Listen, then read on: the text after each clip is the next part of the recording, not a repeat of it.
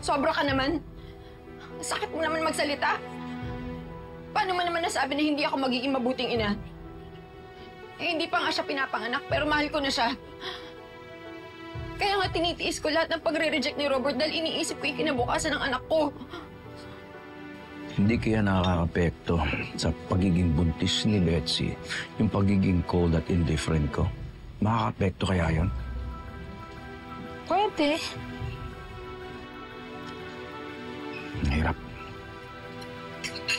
Alam mo, pagkatapos mong manganak, I hope you rot in hell sa pagsira mo sa pamilya ko! Tama na, Gina! Rindig-rindig na ako sa'yo! Sawang-sawa na ako sa panunumbat mo! Sawang-sawa na rin ako sa'yo! Betsy! Ano? Oh my God, dinudugo ka! Huh? Gina! Ano nangyayari sa akin? Ang baby ko! Ang baby ko! Ang baby ko!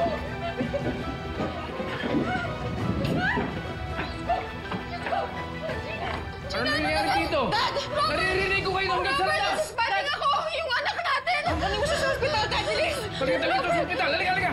Dito! Dito! Yung sasakyan! Handa mo! Dito!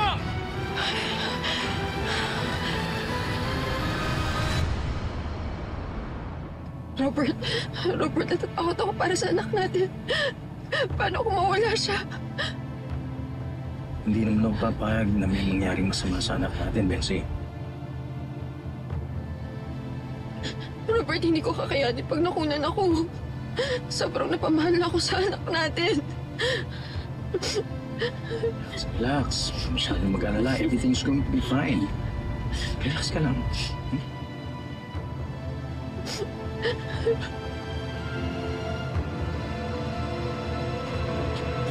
Dad, how is Betsy?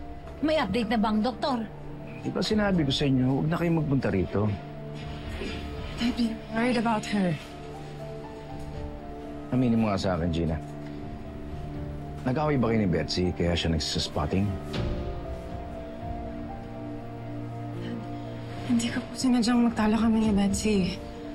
I would never do anything to endanger her pregnancy. I'm sorry. Magdasal ka na walang nangyaring masama sa baby. Dahil kung hindi, ikaw ang pagbibintangan ko kung may mangyaring masama sa kapatid mo.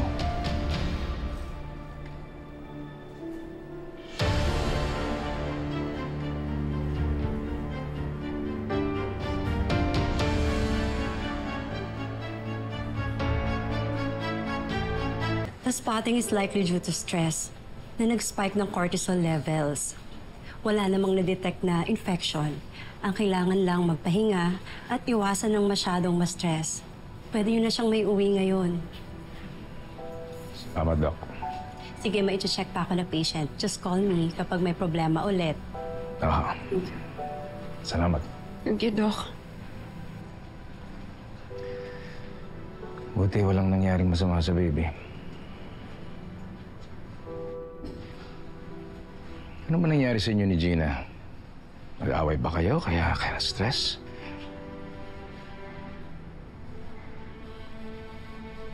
Ikaw ang nagpapasama ng loob ko, Robert. Kung itrato mo ko para akong surrogate mother ng anak natin. Alam mo, Betsy, gusto kong paalala sa'yo. Ikaw ang tumulak sa akin kaya ako nagkaganito. Oo, alam ko naman yun. Oo, nagkasala ako. Pinagsisisihan ko naman yun.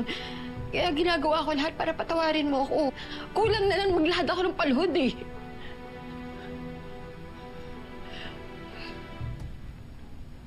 Pero sige. Sige, Robert. Mas mag-e-effort pa ako para patunayan sa'yo na deserve ko tanggapin mo ulit ako sa buhay mo.